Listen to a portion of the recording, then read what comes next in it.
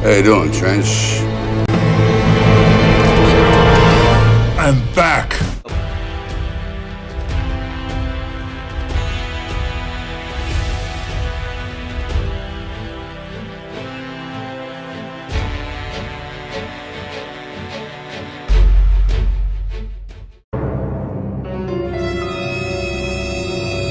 That the standard narrative has holes in it. And the Quran, there's only one Quran. There are no various versions or whatnot. It's one standard copy of the Quran across the Muslim world. That the standard narrative has holes in it. That's what I'm And the Quran, there's only one Quran. There are no various versions or whatnot. It's one standard copy of the Quran across the Muslim world. That the standard narrative has holes in it. This issue of ahruf and qira'at has troubled the ummah from the very beginning of times. Nothing new. Which is why I never brought this topic up myself. You will not find one lecture of mine about this issue. Which is why I never brought this topic up myself. You will not find one lecture of mine about this issue. Quran, people find so confusing. The topic is that of the various recitations of the Quran. This issue of ahruf and qira'at has troubled the ummah from the very beginning of times. Nothing new. People find so confusing the various different ways of how to recite the Quran. And when we say the various different ways to recite the Quran, we are not talking about different voices or different styles. We're talking about slight differences in pronunciations, slight differences in letters, slight differences in harakat. In other words, if you were to compare two printed Qurans, you're going to see differences between them. Which is why I never brought this topic up myself. You will not find one lecture of mine about this issue. And this is something that many people are unaware of and many people have heard but are not fully familiar with, especially those who have been exposed to some of our brothers who live in Algeria or Morocco or other North African countries. They recite the Quran in a slightly different way. Not just a voice or not just a speaking style, but also changes in letters and words and harakat. I don't like these idiots, and they are idiots, wallahi, because they're the ones who caused this. In this issue, they're utter idiots who did something haram. And I don't like saying this. This is not something you discuss amongst the masses, ya akhi.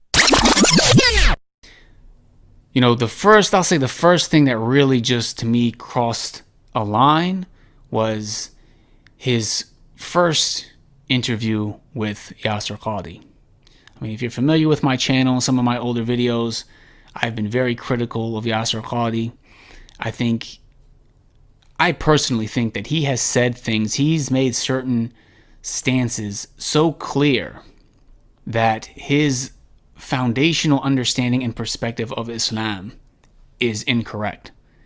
That whenever somebody of knowledge, somebody who's a student of knowledge or somebody who's involved in da'wah, for them to give him a platform, for them to try to cover for him or try to excuse some of the completely blatant statements of misguidance that he has spewed, I find that to be extremely problematic, to say the least.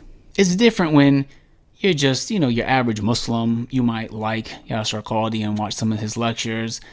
I mean, I'm not going to look at somebody like that. They say, hey, Sajid, I watch his lectures. So I'm not going to think about them the same way I would think about somebody who should know better.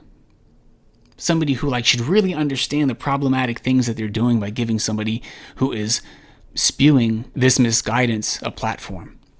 But after Yasir Qadhi clearly showed he has been poisoned by the Orientalists, that he's reached a new Einsteinian level of knowledge. He had that Ya'juj wa Ma'juj lecture, which was just a complete disaster of a lecture.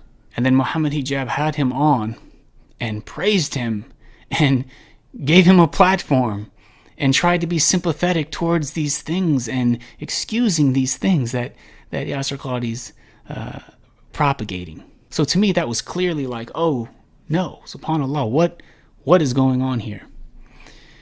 And then fast forward, after Yasir Qadhi then goes on to teach these Aqidah courses after having praised, the Orientalist universities and the Western thinking and shown how he's been so harmed by it, then he's teaching these classes with Orientalist texts, advanced Aqidah with no prerequisites, teaching books from Kufar. Like, it's amazing. Then Muhammad Hijab has him on again.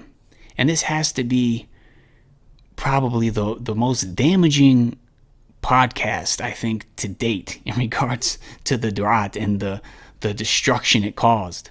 And it just really goes to show that when you have a platform and you're reaching potentially hundreds of thousands of people, it's really a big deal who you give a platform to, what you talk about, what information you put out there. Because Yasir Qadhi came on this time, and subhanAllah, if people couldn't tell from his clear language about his usul being messed up, we've just seen him progress and just expose himself. But then he goes on to Muhammad Hijab's platform and starts giving the preservation of the Quran question. Like, I'm speechless. I mean, not only did that happen, but both Muhammad Hijab and Yasir Qadhi consciously, after the fact, posted it and advertised it. It wasn't like it was a slip of the tongue on live television, like they were live streaming and they got caught up in the moment. No, they recorded it. They uploaded it. They advertised it. I mean, if this doesn't show you the absence of hikmah, of wisdom in somebody's da'wah, what can I even say? Ever since that podcast, subhanAllah, those of us who are involved in da'wah, like myself specifically, I'll talk from my own experience, the amount of comments I get from Christians, from people who are against Islam and they want to sow seeds of doubts in the minds of Muslims, over and over and over again, they use speech and quotes from Yasir Qadhi, from Muhammad Hijab's podcast, to try and do that. It's like every single day on social media. So for that podcast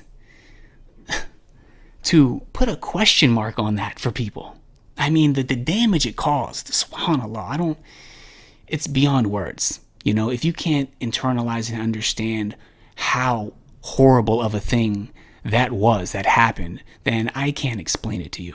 And I have to make one thing clear, because a brother, he just literally messaged me and said, you have to be so careful even talking about this topic because it's been something that has been so weaponized by the kuffar.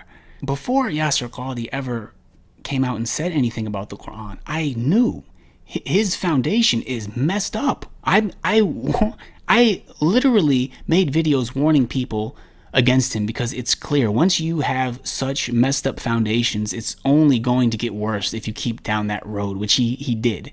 So somebody quoting Yasir Qadhi to me to try to prove something means nothing. It's very clear the Quran has been preserved. Yasir Qadhi having doubts about certain things or whatever it is that he even said, whatever he himself believes, means nothing to me.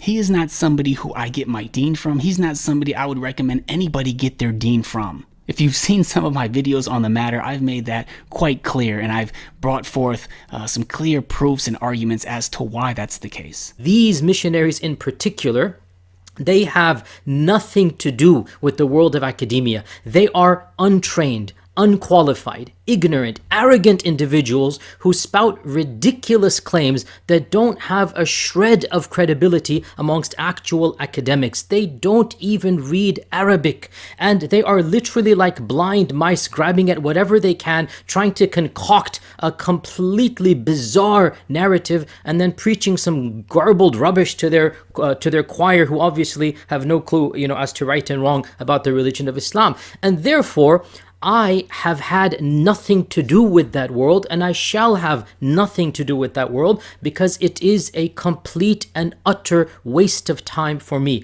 I engage with real academics. That has been my methodology, and it will inshallah continue to be. Unfortunately, I have to break that rule for this one lecture. And I have to do this because of their intentional hijacking of my name and their usage of a snippet of a clip that was meant for a completely different topic, and their claim over and over again that somehow my 10-second or 1 minute or whatever long clip is actually in accordance with their understandings, and it is proving what they are trying to say. Now, even when they first started using my name, I was quiet about this, because really it's not in my nature to stoop to the level of every single barking dog. I just don't do that. I don't respond to stupidity and foolishness. As well, scholars that I look up to, scholars that are older than me, wiser than me, they advise me that the clip should be removed because it can easily be misunderstood. And so I followed their advice and I continued my lectures. But this group persisted in using my name,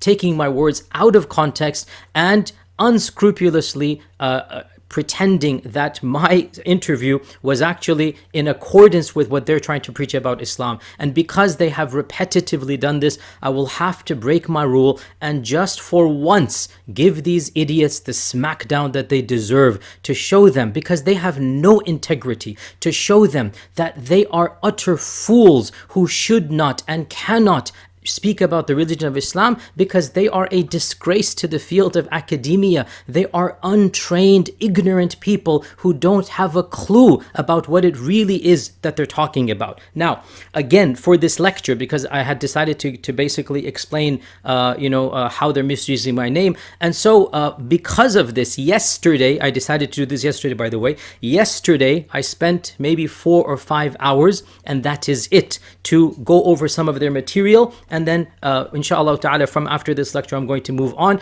And I spent literally just a few hours gathering what I could about some of these individuals. And I'll present what I have here just to demonstrate why it is an utter waste of someone like myself's time, who I consider, inshallah, and my reputation is known to all of you, I consider myself to be an academic. I consider myself to be somebody who researches everything. I mean, wallahi, listening to people like Jay makes me realize why there are still people who believe the earth is flat, أولا نحن الآن في أين؟ نذهب إلى مطار الشارقة، نريد أن نذهب إلى الصين بالطيارة. واضح؟ ركزوا معي. هذه الأرض إذا قلتم أنها تدور، إذا خرجنا من مطار الشارقة برحلة دولية إلى الصين، الأرض تدور صح؟ طيب لو وقفت الطائرة في السماء، أليست الصين تأتي؟ صح ولا لا؟ تدور، تأتي الصين ولا ما تأتي؟ طيب لو كانت الشمس الأرض تدور هكذا، لو تمشي الطيارة ما أدري كم تمشي، لن تستطيع أن تلحق الصين، لأن الصين تدور وأنت تدور، ولن تستطيع أن تصل إلى الصين لأنك تدور وهي تدور، فكيف تصل إلى الصين؟ So this cleric is called Sheikh Al-Kabari.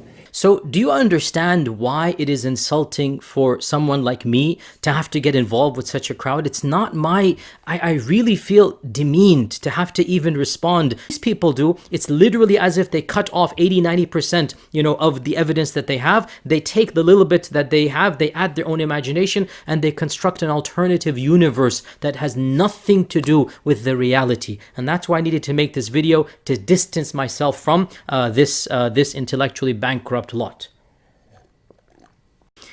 I have rarely come across somebody who is more vulgar, vile, foul-mouthed, noxious, repugnant, depraved excuse of a preacher. Whatever he is, David Wood, it is obvious to any person of faith, is not a man of God. Nobody who has an iota of humility in front of his Creator, nobody who wishes to claim to follow any prophet of God would ever be so vulgar as this particular individual. I have had the great fortune of having plenty of Christian friends and colleagues in my life. Catholics, Presbyterians, Methodists, Evangelicals, Baptists, many different types of people. And the fact is, as everybody knows, that you will find, generally speaking, humility amongst the followers of Jesus Christ. The Quran itself mentions this. You will find, a compassion. You will find a glimmer of the manners of Jesus Christ. And both Muslims and Christians agree that Jesus Christ was a loving, compassionate, humble, caring person, somebody who everybody around him loved. This person, David Wood, claims to be preaching the gospel of Jesus. And I don't know how to say this, like he is so uncouth. It is a shame. Wallahi, I'm embarrassed that he considers himself to be a follower of Jesus Christ. I'm embarrassed. David Wood does not need anyone else to refute him. His own manners is enough of a refutation of the character of this individual. Al-khabithatu lil-khabithina wal-khabithuna lil-khabithat. By their fruits you shall know them. You have no reason to even worry about refuting the likes of David Wood, because he is a refutation of himself. Anybody who is attracted to that level of depravity, frankly, I have nothing to offer, because he speaks exactly of what he wants, and so enough of a refutation is simply to let him be. Wait يا ياسر قادي. لوين بدك تروح? Where do you want to go? I think you are confusing Dr. David Wood with your vulgar, filthy, nasty prophet of Islam. Read with me. It was narrated from Ubay ibn Ka'b that a man boasted in an ignorant manner of his tribal lineage. So meaning there was a Muslim who was very proud about the pre-Islamic period, al-Jahiliyyah. So Ubay ibn Ka'b, told him to go bite his father's male member, the penis of his father. And he did not use a metaphor. The people looked askance at him, so they were shocked at Ubay ibn Ka'b. What are you saying to this man? Are you really insulting him and tell him to go bite your father's penis? So Ubay said to the people, I can see what you are thinking, and I can only say this, that the messenger of Allah, Muhammad, instructed us. So Muhammad instructed his Sahaba, like Ubay ibn Ka'b. Let's see what Muhammad said. Now here's Muhammad, the one talking. If you hear someone boasting in an ignorant manner of his tribal lineage, then tell him to bite his father's male member, the penis of his father, and do not use a metaphor, Muhammad said. And you can find this hadith in Ahmad, and it's classed as Hassan. So it's an accepted Hassan hadith. And this is a very well-known and accepted hadith from the mouth of Muhammad. Do you see it? So who is the vile and disgusting and vulgar person? It's your prophet, who needed to insult someone's father by commanding him to go bite the penis of his father. Imagine if someone would have said that today to you. What would you do to him? You would give him at least a black eye for insulting your father. What about vulgar and filthy, insulting, disgusting language from the Prophet of Islam? So Yasir Qadhi, stop confusing your filthy prophet with someone like Dr. David Wood. Hello, Dr. J. Smith. Now it is the 26th of November. A few minutes ago, Dr. Yasir Qadhi put out a chat number 10, which was a response to J. Smith and David Wood, a response to what we have been saying concerning him, and quoting him, as he says, illegally quoting and using his name. It was about 51 minutes long, and what I'd like to do now, since I've just seen it and I took 2 pages of notes on it, 1 and 2, I'd like to go through some of the things he said, and I would like to respond. This is one of the great things about YouTube. He uses YouTube. He has, 388,000 subscribers. I don't know how many people have watched this. There will be tens of thousands, I'm sure, that will watch this, and many Muslims will say, finally, Yasir Qadhi has really shut down Jay Smith and David Wood and Daniel Brubaker. It turns out that he actually confronted all 3 of us. Although he didn't really say much about David Wood, it was mostly myself and Daniel Brubaker that he confronted. But it was fascinating. Let me just go through, as I go down through these notes, and I have some things to pull back. One of the, as I said, as I was starting to say, the YouTube is a terrific vehicle because you can get peer reviewed immediately. And in some ways, what Yasir Qadhi has done is a peer review. He's peer reviewing us, and now I'm going to peer review him. We'll go right back at him. This doesn't have to take months to write it in a journal like it does in academia. Because it's on YouTube, we can go immediately. And I hope those of you who are watching that you do hear what I'm saying.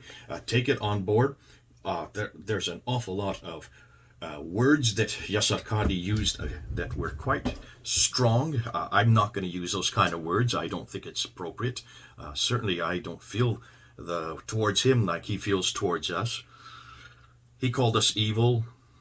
He said that we're untrained, we're unqualified, we're a disgrace to academia. And then he says, I'm going to just do a smackdown here. I'm going to do a smackdown. And I was fascinated because I was waiting for the smackdown to happen. I didn't really see it happen. I really didn't understand what his problem was because he did actually go to our material on him. Fascinating. I'm going to respond to what he said about me in particular. There were 3 areas that he confronted me with. I'm not going to talk about what he said about David. I'll let David, I'm sure he's going to put up his own video tomorrow.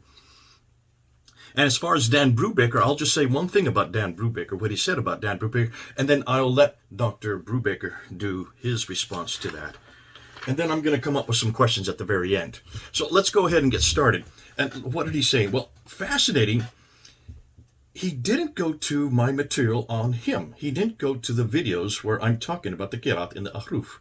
He didn't go to any, and there's been a lot up there since June 8th, since that interview that he had with Muhammad Hijab. I have put up quite a few videos, long videos, 2-hour videos. So why didn't he go to that material since it pertained to him specifically, since he thought, since this was this material, since this I would assume is what he would want to respond to, because I'm still waiting for his response to much of what we have pulled out. See, it's these books right here. There's the Qiraat. Do you see them here?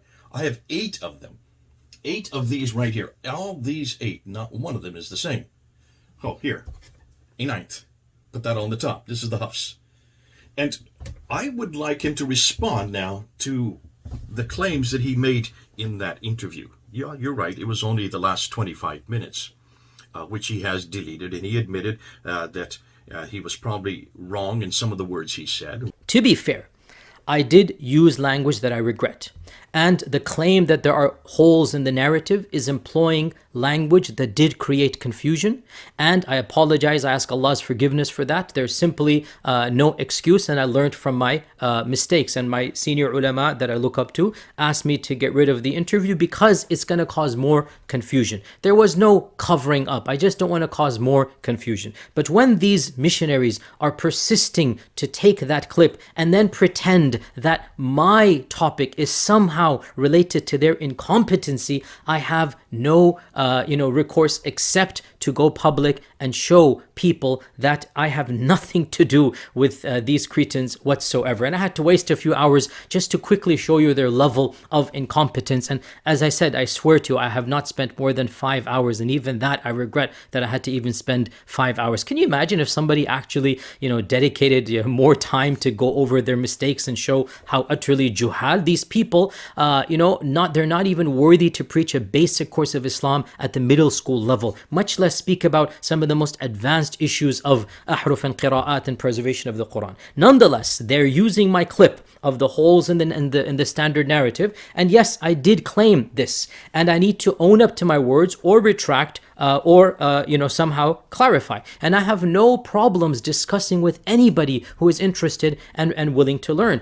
I do believe that a mainstream opinion, because here's the point, there are multiple interpretations of the ahruf and qira'at, and everybody knows that there's over 40, by now, everybody knows there's over 40 opinions about the ahruf as Suyuti and others mentioned, and I follow another one of them. The one that has become dominant, the one that is now, mainstream, this is what I called the standard narrative, but in reality, there are many standard narratives. Even what I'm holding is a standard narrative. It's just not the one that is most common in our times. And so I am, again, what I don't want to go, there's no need to go into details in the video, and I'm more than happy to discuss with anybody, but I don't mind giving you some examples so that you understand that when I said there are holes in the narrative, I regret the wording, but what I'm trying to say is that there are questions that there's a majority opinion and then there are minority opinions. For example, one of the issues that is the issue of the tawatur of the qira'at. I mean, I believe that the qira'at are mutawatira in their essence and syntax, but not necessarily in their specific choices of each and every rawi, of each and every tariq.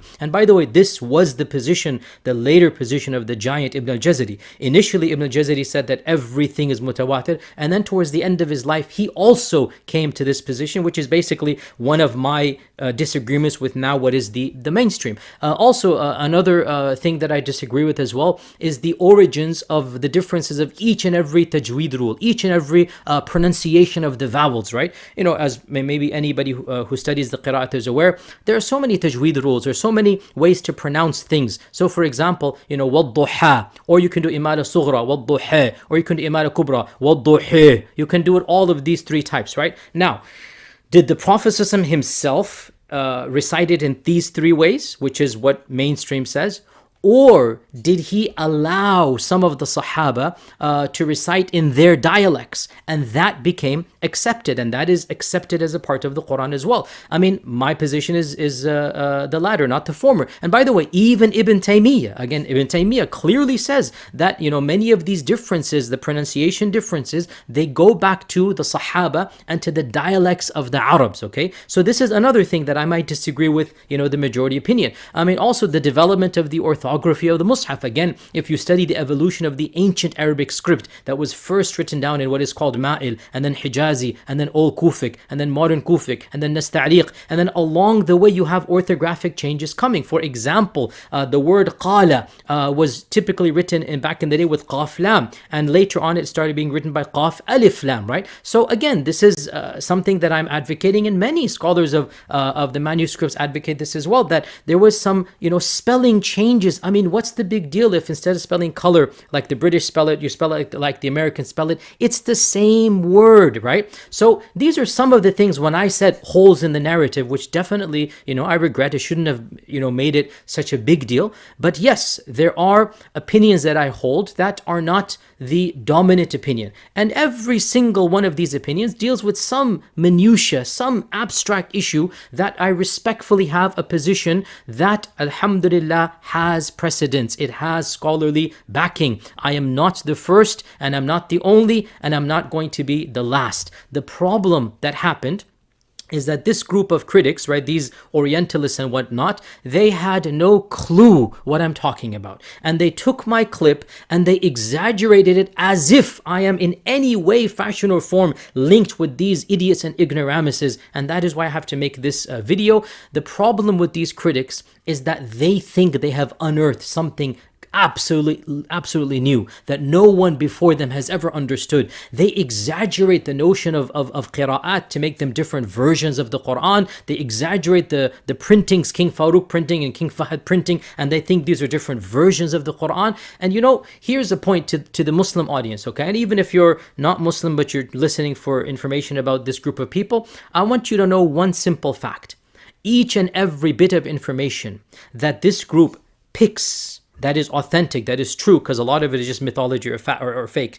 Each and every bit of it that is true, they're finding from within our sources and references, and our ulama, not only were they well aware of these differences, but no one in human history ever considered anything of this to be different versions of the Quran or different competing texts of the Quran. This is sheer lunacy. This is stupidity. The vast majority of these differences are pronunciation. The qira'at themselves, the bulk of the differences are tajweed and pronunciation related. I mean, for example, let me just think of an example. American and British English, right? What's a few words that the Americans and the Brits pronounce differently? I mean, what if an American says, "Can you bring me a glass? Can you bring me a glass of water? Can you bring okay, let me put in garage because that's definitely always an important. Can you bring a glass of water to the garage?" Okay, if an American says that, a Brit says it, how's he going to say it, right? I'm going to try my fake British accent here. Can you bring a glass of water to the garage, right? They speak in a higher pitched voice, right? Glass of water into the garage. You know, there's differences, right? Glass of water to the garage, right? There's a difference there. Is anybody going to say that these are two different versions? Yes, yes, yes. I am the one who's going to say it. Wait. لوين بدك تروح? To where do you want to go, Ya Yasir Qadhi? You're not going to go away with it that easily. Let me refute what he just said. It has much more to do than only the way pronouncing words. Now let us refute Yasir Qadhi. Now did you catch what he said?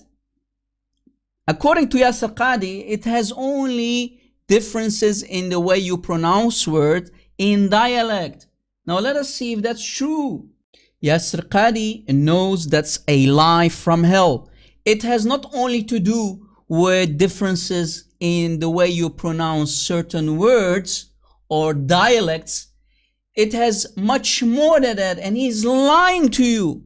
He is only fooling himself, and he's fooling his Muslim ignorant audience who will only listen and obey. Sami'na wa ata'na. We heard and we obeyed. They don't question what he's saying. They don't do their homework to see if he's lying or not. Let us see if it has only to do with pronouncing certain words, or basically the dialect, the way you say it. Like he said, garage. So let us refute Yasir Qadhi, his lies and deception. Now if we go to the Hafs version, here's an example of an ayah, chapter 37, ayah 12, from the Hafs version. And I know that Yasir Qadhi doesn't like me to call it a version, but I'm going to show you that it is a version. Watch.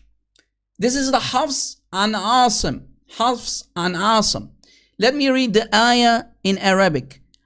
بل عجبت ويسخرون. Translation: but you, O Muhammad, Allah is saying to Muhammad, but you, O Muhammad, wonder. But you wonder while your enemies, they mock. Ajibta. Now pay attention to this very word. Ajibta. Ajibta. You, Muhammad, are shocked. You are wondering. You are amazed while your enemies are mocking you. Now this is a version. Now let me show you a couple of different versions which are contradicting, which are going against the Hafs version. Watch. From the same chapter, from the same ayah. This is Al-Duri version. Al-Duri. Chapter 37, ayah 12. Again, the same chapter, the same ayah. Now this time, it is going to be Allah who is wondering, who is shocked or amazed. Watch.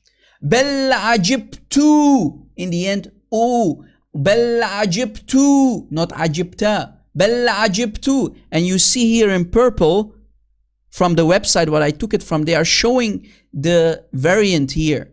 Bal ajibtu wa yaskharun. But I, Allah, wonder. Allah saying, I am amazed, I am shocked, while they, the enemies, mock. Did you catch it? Ajibtu. What did the Hafs say? Ajibta. You, Muhammad. But in this case, it's Allah. So you see, Al-Duri is showing the ignorance of Allah. And remember, Yasir Qadhi loves to call us, the Christian apologists, ignoramus. But it is Allah who is an ignoramus. Allah has human attribute. Allah can be ignorant because He does not know. He is shocked. He is amazed. So you see the Quran here in this very version is giving Allah human attributes. Allah is not all-knowing. Allah is an ignoramus. This is not the only version. What about this one? Abu al-Harith, who also goes what the Hafs version is saying. Chapter 37 again, ayah 12. The same chapter, same ayah. Bal ajibtu wa yaskharun. Again, ajibtu versus ajibta in the Hafs version. But I, Allah, wonder. I am amazed. I am shocked while they mock. The third version, Khalaf. The Khalaf version also agrees with the Abu al-Harith and al-Duri verses and against the Hafs version. Same chapter, same ayah. But I, Allah is saying, I wonder while they mock. And these are not only the three ones that are known. They are also, you have the Ishaq version. The Ishaq also agreeing with al-Duri, with Abu al-Harith and Khalaf version. بل عجبت ويسخرون. The Idris version. بل عجبت ويسخرون. And here is a sixth one. Khalid also agrees with al-Duri and so on. بل عجبت. So also the sixth one disagrees with the Hafs.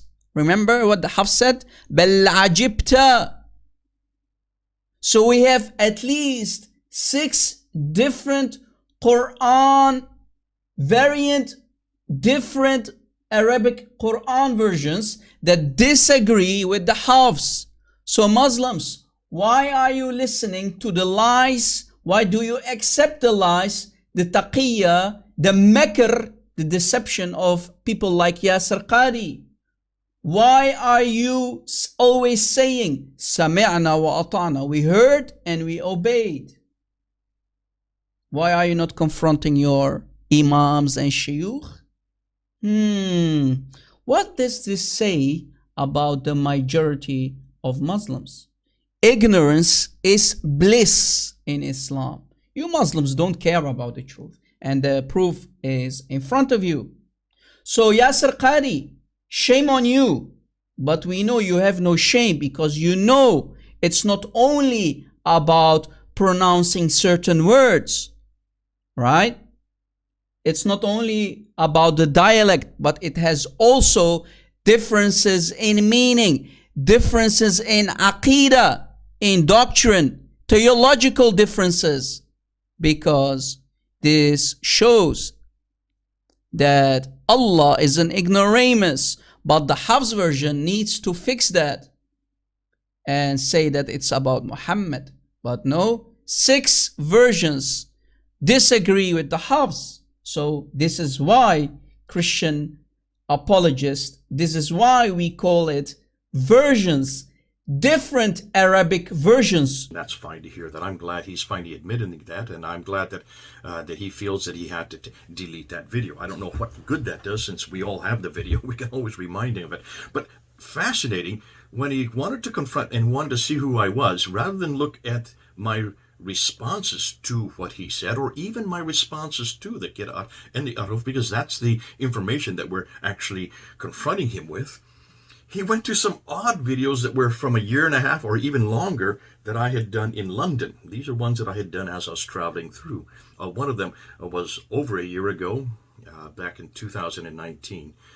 And he started with that one. He just showed a snippet, which has nothing to do with the subject at hand. And what he must have done, he must have just dove in and then dove out. He didn't actually look at the context of what I was saying. And this really became apparent when we get to the next section. He refers to the 9 provinces that I refer to. Now, it's fascinating because if you look at my videos from this year, 2020, I don't talk about 9 provinces. I only talk about 5. And the 5 provinces I refer to are Yathrib, or now what is now known as Medina, Mecca, Basra, Kufa, and Damascus. They mentioned those. He wanted to go to these 9. A year and a half ago, I did talk about these 9, and he just went on to a tirade and started laughing and cajoling. He says, Jay doesn't even know the names. Oh dear, did he even realize that I'm using modern names? I always use modern names so people know what I'm talking about. Of course, I did use the word for Baghdad in the 7th century, or by the time that Muhammad would have been living. In the 7th century, it was known as Ctesiphon. No one would... if I were to say Ctesiphon, then of course none of you knew what I was talking about, because you don't use that today. So I use Baghdad, because that is the name that was introduced by the Abbasids in 749 or 750, the mid-8th century. That's true. remember, if you want to.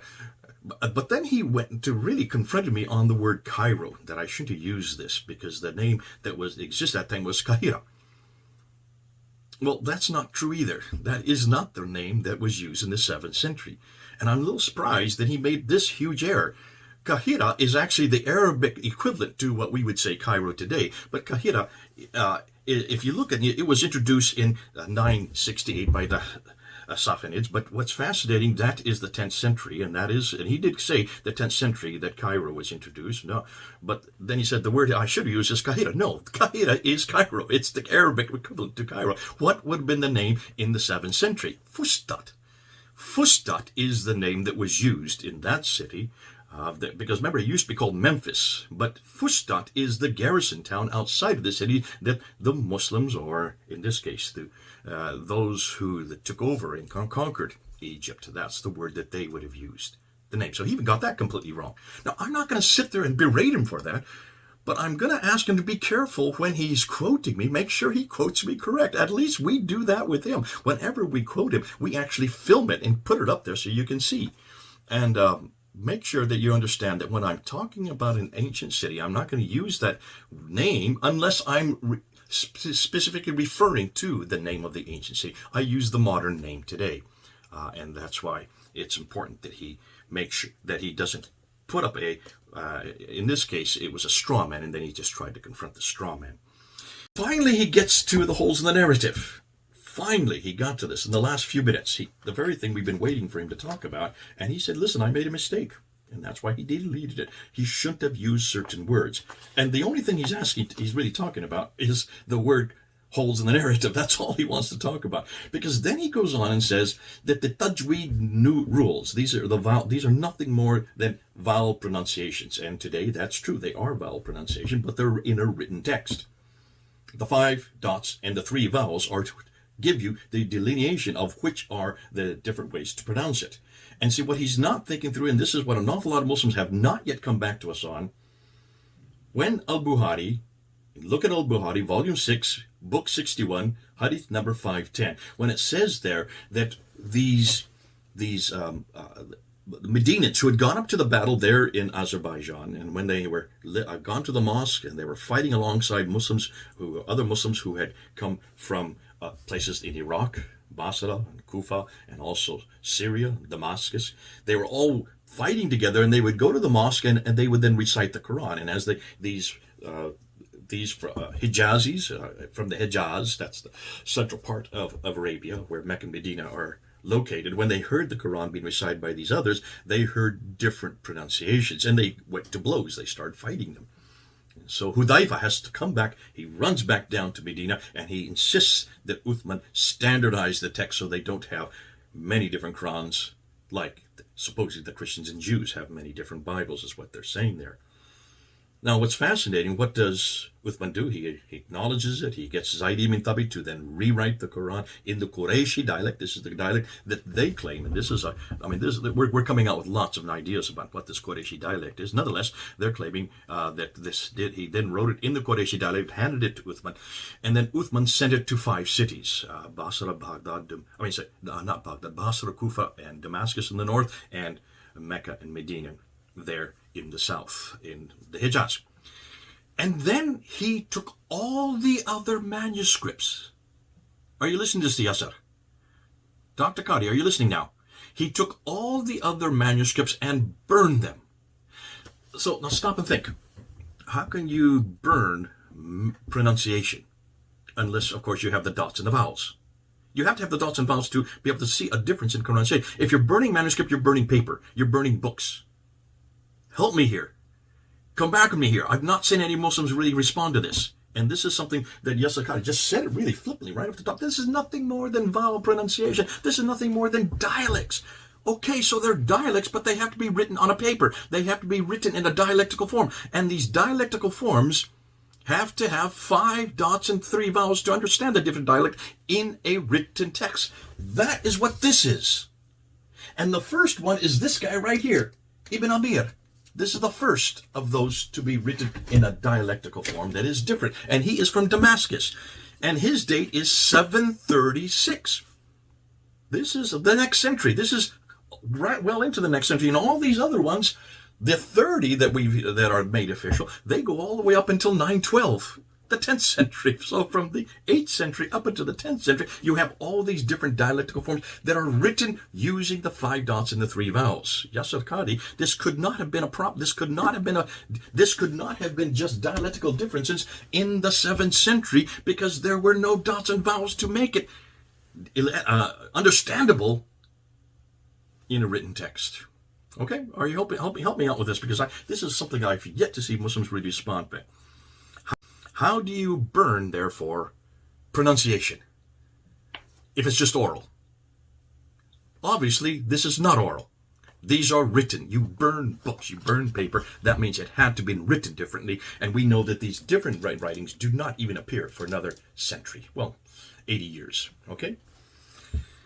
And then he says this is nothing more than different ways of saying wa or water. Wa.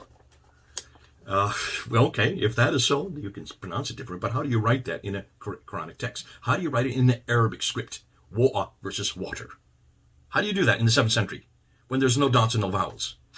Bingo. I think that's what I'm asking you. Then he talks about the fact that the corruption of Yale. Now, I don't want to go too much further, because I would like to ask a number of questions, and I'd like to finish off, and I hope, Yasir Qadhi, you do respond to the questions I'm going to finish off with. You've only finished, I just only seen it a number of minutes ago. It's actually almost about an hour now since you finished you did your chat number 10. And I think that you've misconstrued what I've been saying. You also just dived into a video without looking at the context, and you didn't understand possibly that we were actually making a joke about throwing him into the Nile. And that also, that it was fascinating that if by doing that, would you throw away? And the question we were asking is, if you're throwing him into the Nile, does that get rid of them? No, it doesn't, obviously, because we were making your very point for you, and that is there are thousands and tens of thousands of Qurans all over the world. Throwing him into the Nile does not do the job. Here's the questions. When and let me start with this question first. Here's the first question. These many qira'ats, which one of these is the one that's in heaven? Which one of these is the one that was revealed to Muhammad between 610 and 632, that 22-year period? Which one of these, and I just have 8 here, there's 30 of them, actually I have 9 with this one here. Which one of these is the one that Uthman commissioned Zayd ibn Thabit to write in 652? And that's what Muhammad Hijab was asking you. When he put his hand out there and he said, I'm giving you a blank sheet of paper, a blank mushaf. What Quran, which qiraat, which aruf are you going to put there? He wasn't talking about pronunciation orally. He didn't want you to tell you what an oral pronunciation. He wanted to know what you were going to write there. Is it going to be the Hafs? Is it going to be the Warsh? Listen, just between these two right here, there are 5,000 differences. So which one of these? Is it the Hafs? Is it the Warsh? Is it Ibn Amir? Is it the Qalun? Ibn Kathir? Al-Qusay? Khalaf? Shoba? Al-Duri? Those are the ones I have here. Which one of those comes from heaven? Which one of those actually was the one revealed to Muhammad? That's the first question. Please answer that question. Okay, stop calling us names and all kinds of vitriol. That's not going to help. It doesn't help you academically. It doesn't help your authority before the world. And listen, most people see that when you go to vitriol, when you start using ad hominem, it usually means that you've lost the debate. And ironically, you really didn't talk about this. You didn't look at my videos on this. You didn't ask and even ascertain what I'm saying about the Qira'at. You never looked at one of those talks that I've done on it. And I've done 10, 20 of them already. Well, actually, since June 8th, probably only about 10 of them since June 8th. Number 2, what is it that happened to you at Yale University? Exactly what crisis did you go through? And why is it this idea that you have that if you go to Yale or Rice University, that these are not legitimate places? You got your doctorate there, so are you saying your doctorate's not legitimate if you say that you got corrupted by Yale? Please help us understand that. You talk about, and I remember in the video you said that there was there are certain, you have a respect for the Quran. The Muslims have a respect for the Quran, and there's a line beyond which you don't go. A red line you refer to. We don't go beyond this red line. Well, we don't have red lines here in America, and you should know that. You live in Houston, you should know. You were at Yale. There is no red line at Yale. You can ask any question you want because that's what has been asked of our Bible. So I'm asking you these questions. What red line is it you can't go beyond, and why is it you weren't able to answer Muhammad Hijab in 25 minutes? He had to ask you twice. What are you going to write? Which one of these qira'ats is the one in heaven, the eternal one? Well, the obvious answer is none of them are, because none of them, there is no diacritical marks. There was no vowelization for the one that's preserved in heaven. That was written, that was created by man. That was created by men after the 7th century. Bingo. Put that under your hat and see how you're going to run with it. Then thirdly, what are the holes you were referring to? If you said I shouldn't have used that word, what holes exactly were you referring to? Because you actually were meaning something, and I would suggest those holes are the fact that for 1,000 years now, you Muslims have known about this. Listen, 736, 738, 770, all the way up to 812, all the way up to Ibn Mujahid, 936. Oh, don't stop there. Can you see? We're talking about over 1,000 years now you've had this material. And you did mention that for 1,000 years, this has been the most difficult question to answer. If it's the most difficult question to answer, then why all this vitriol against us when we ask the question? All we're doing is asking the question that should have been answered 1,000 years ago and should have been answered by you while you were at Yale. You've had 25 years to come up with a better answer than all of the Qurans or all the qira'ats are the Quran. That was your final answer after 25 minutes by Muhammad Hijab finally insisting. All 30 of them? Do you realize the team in London has already found 93,000 differences? Have you looked at all of those 93,000 differences? And that's just looking at 23 of the 30. They've already come up with 93,000 differences. The team in Australia has already found 5,000 differences between these two. Have you looked at all 5,000 of these? And are you saying that all those differences that do change the meaning, that do change the theology, that do in some cases change the practice, that these are all in the one that's in heaven? Can you see what we're this is the line that we know that, listen, this doesn't make sense to us listening.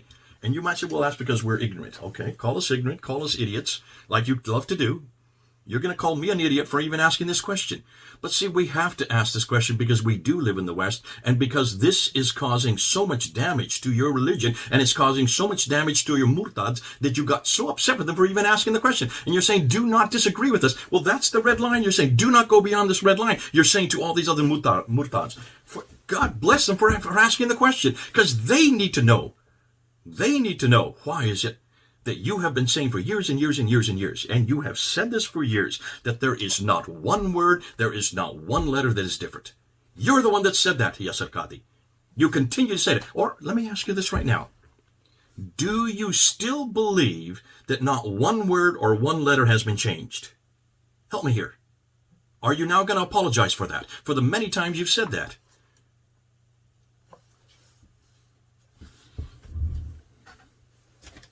You have said that so many times on video. I noticed you didn't say it an hour ago. Why is it you're no longer saying it? Because you now know that you cannot say that.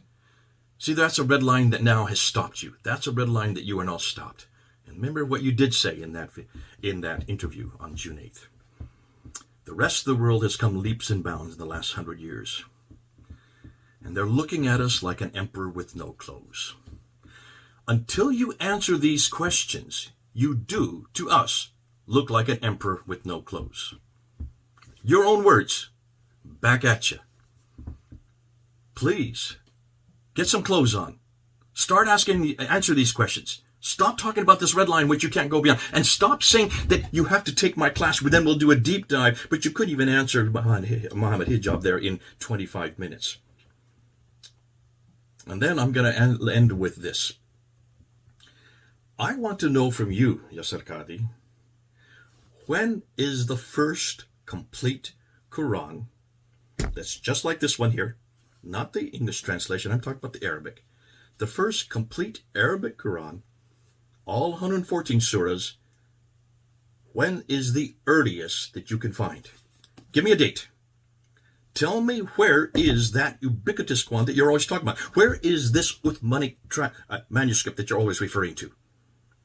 Where is this manuscript that's 114 surahs and that every word and every letter is exactly like the one I have here? And I'm not talking about the qira'ats. I'm not talking about the ahruf now. I'm talking about the razm, the skeletal text, the consonantal text, what Dan Brubaker is coming up with. And he is the first to publish this. So don't sit there and wipe him across the table and say that this guy doesn't know what he's talking about. This is the first man that's had the courage to write and publish. And that's why you only have vitriol to throw at him. When you throw vitriol and ad hominem and the kind of words you use against Dan, against me, and against David, I can pretty well see that you really don't have answers to these questions. You really don't have answers. And all you're doing is throwing aspersions against us, the messenger. Okay, you now have been peer-reviewed. I hope I've done an adequate job of looking at the 51 minutes that you took. It's taken me about 34 minutes to respond to it. I'd love to hear a response to you. You said you're not going to have anything more to do with us, and you've done your bit. That's like somebody saying and yelling at somebody, and then they run away and say, no, I don't want to have to answer that. We got that at Speaker's Corner all the time. Muslims, when I would be on the ladder, they would come up to me, they would yell some stupid, idiotic things, call me all kinds of names, and then they run off because they didn't want my response. You're acting like that. You're going to have to respond. You're going to have to respond to these questions. You're going to have to respond to huge amount of stuff that I have on the Qira'at. Look at my video that I put up a month ago, 2 hours long, and look at every one of those 5 canonizations that I went through, referring to Shadi Nasr's material, and I want you to answer to every one of those. I'd like to see you do it. You say you're the world authority of this, or one of the world's authority on this. You're the one that has now gone public, saying that there is not a problem, that it is completely preserved, that there has not been one dot. I'm sorry, you don't say one dot. Not one word, not one letter has been changed. Now, stand by it, hold to it, respond to these questions, and come back with me, and let's start this discussion. Okay, here I am on the 26th, Thursday the 26th, Thanksgiving, a Christian holiday, thanking God for what he has given us. And I thank God for you, Yasir. You're a great man. I really enjoyed that video that you did back on June 8th. I thought you were being honest. You really came across as being honest. You really did. And I love you for that. But you did make some huge, glaring admissions there. Those admissions you tried to shut down. You shut down all the comments. I just went up as soon as this happened, about an hour. It's been over an hour. It's about an hour and a half now. I went up there and I wanted to look and see how many people are responding. And guess what? You shut the comments down again. In the very video where you sit there and attacking us right, left, and center, calling us all kinds of names, you shut down the comments again. I have never done that with my videos. If you if you can't take it, don't dish it out. If you can't take the vitriol, then don't dish out the vitriol. Make sure that you let people respond to you. Make sure that you look at the right videos and look at the right material and understand that we're learning from you. It's great that we're having a discussion. Let's make sure that you do come back on us, and let's see that you can answer these last 4 questions that I asked. Let me repeat them again. So which one of these is in heaven? Which one of these qira'ats is in heaven? Which one isn't? Which one are you going to choose? And don't say all of them, because they're all so different. And you can't have many different ones in an eternal tablet that has never been created. And what happened at Yale? What really happened at Yale that you say corrupted you? Or that it corrupts people? Maybe you're saying it generically. Where are these holes that you're referring to? What holes exactly are you talking about when you said you used the wrong word? Okay, so what did you mean when you talked about those holes in the narrative? And do you still believe that the Quran, this Quran here, has never changed? Not one word, not one letter has ever changed in 1400 years. Do you still believe that? Are you still saying that? Or now you're changing that? And you now admit that there has no proof. It has not been completely preserved. That there has been all kinds of human manipulation in the last, I'd say 1300 years, not 1400 years. And then lastly, where is that first Quran? Where is that Uthmanic manuscript? Where is that first complete Quran that's exactly like the Qurans we have today? The Hufs that was referred to, that was chosen in 1924 in Cairo, 1936 in Egypt, 1985 by King Fahd there in Saudi Arabia. Where is that first one that it's exactly like that? What manuscript are you talking about? Is it the Topkapi? Is it the Samarkand? Is it the Ma'il? Is it the Petropolitanus? Is it the Husseini manuscript in Egypt? Or is it the Sana'a? Or is it some other one? Help me here. Come back to me here. Let's keep this open. Don't run away from me now. Please, let's make sure that we come to some conclusion on these questions. Okay then, this is Jay. Here in my office. Having watched your video, now you watch mine. And let's keep this discussion going. All right. God bless you. This is Jay then. Over and out. Before I conclude, I do have to address, my Muslim brothers and sisters that, listen, first and foremost, ask Allah's forgiveness for any mistake that I have made. I am human in the end of the day.